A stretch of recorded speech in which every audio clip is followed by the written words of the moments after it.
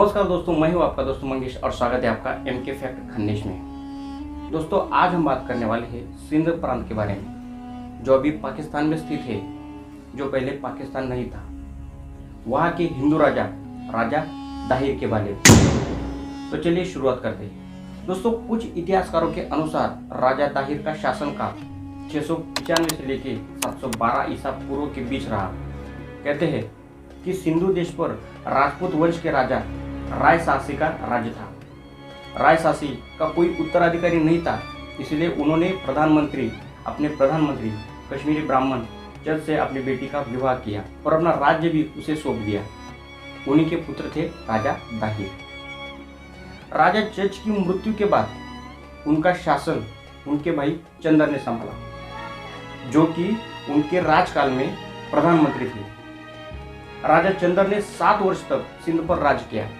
इसके बाद राज की बागडोर महाराजा दाहिर के हाथ में आ गई। राजा दाहिर का शासन धार्मिक सहिष्णुता और उदार विचारों वाला था, जिसके कारण विभिन्न धर्म के लोग शांतिपूर्वक रहा करते थे। जहाँ हिंदुओं के मंदिर, पारसियों के अग्नि मंदिर, बौद्ध स्तूप और अरब से आकर बस गए मुसलमानों की मस्जिदें थी।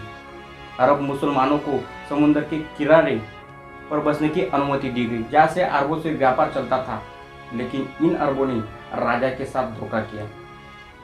कुछ इतिहासकारों के अनुसार मोहम्मद बिन कासिम एक नवयुवक अरब सेनापति था।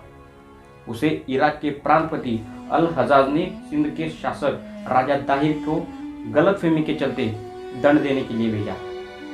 चर्चनामा के अनुसार दरअसल मामला ये था कि श्रीलंका के राजा ने बगदाद के गवर्नर हजाज बिन यूसुफ के लिए कुछ तोहफे भेजे थे, जो दीवल के बंदरगाह के करीब लूट लिए गए। इन समुद्री जहाजों में औरतें भी थी। कुछ लोग फरार होकर हजाज के पास पहुंच गए और लूट के बारे में बताया। हजाज बिन यूसुफ ने दाहिर राजा को पत्र लिखा और आदेश जारी किया, औरतें और लूटे गए माल सामान को वापस किया जाए। हालांकि राजा दाहिर ने इससे इनकार किया और कहा कि यह लूटमार उनके इलाके में नहीं हुई और ना ही हमने की है। और कुछ इतिहासकार कहते हैं कि सिंध का समुद्री मार्ग पूरे विश्व के साथ व्यापार करने के लिए खुला हुआ था और अरब, ईरान, इराक से आने वाले जहाज सिंध के देवल बंदर होते हुए अन्य देशों की तरफ जाते थे। जहाज में सवार अरब व्यापारियों के सुरक्षा कर्मियों ने देवल के शहर पर बिना कारण हमला कर दिया और शहर में कुछ बच्चे और औरतों को जहाज में कैद कर लिया। जब इसका समाचार सूबेदार को मिला तो उसने अपने रक्षकों के साथ जहाज पर आक्रमण कर औरतों और बच्चों को बंधन मुक्त कराया। अरबी जान बचाकर जहाज लेकर भाग खड़े हुए। उन दिनों ईरान में धर्मगुरु खलीफा का शासन था और हजाज उनका मंत्री था। खलीफा के पूर्वजों ने सिंध फतह करने के लिए कई मंसूबे किए, लेकिन अब तक उन्हें कोई सफलता नहीं मिली थी। अरब व्यापारियों ने खलीफा के सामने उपस्थित होकर सिंध में हुई घटना को लूटपाट की घटना बताकर सहानुभूति प्राप्त करनी चाहिए और खलीफा खुद सिंध पर आक्रमण करने का बहाना ढूंढ रहा था, तो उसे यह अच्छा बहाना मिल गया। उसने अब्दुल्ला नाम के एक व्यक्ति के नेतृत्व में अरबी सैनिकों का एक दल सिंध के लिए रवाना कर दिया। लेकिन इस युद्ध में अरब सेनापति अब्दुल्ला को जान से हाथ धोना पड़ा। खलीफा अपनी हार से तिलमिला उठा। इसके बाद 10,000 सैनिकों को ऊंट और घोड़ों के साथ सिंध पर आक्रमण करने के लिए भेजा।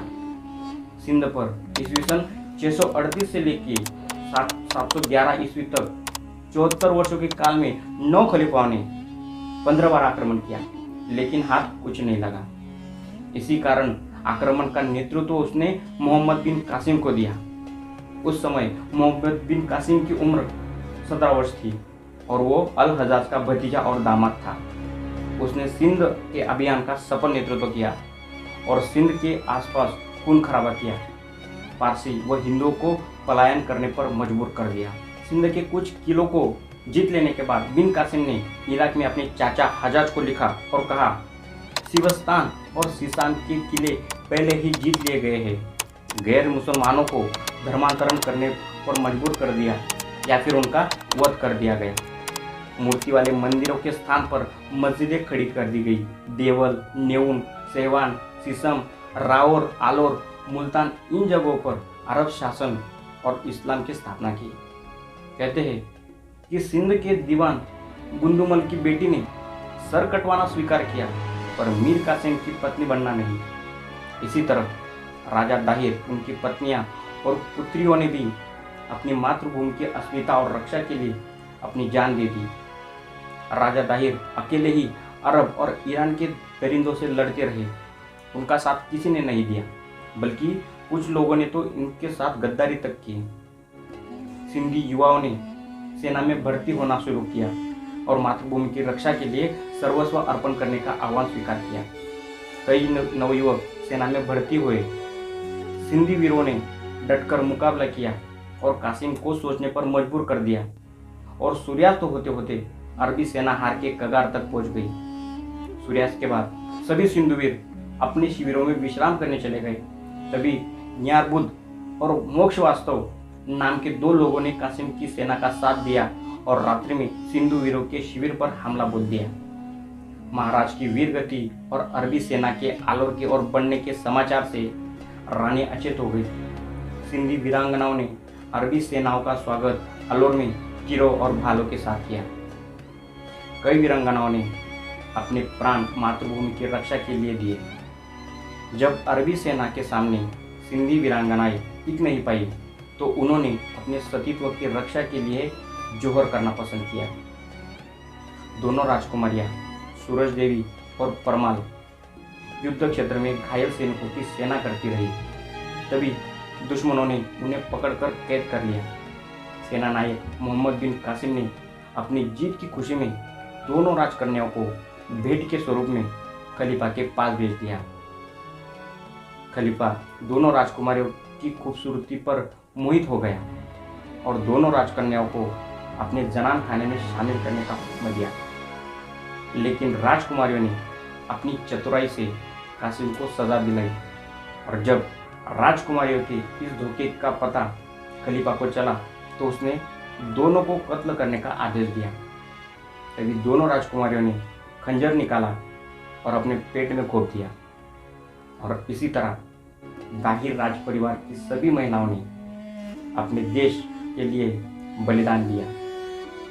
तो दोस्तों, आज के एपिसोड में इतना ही।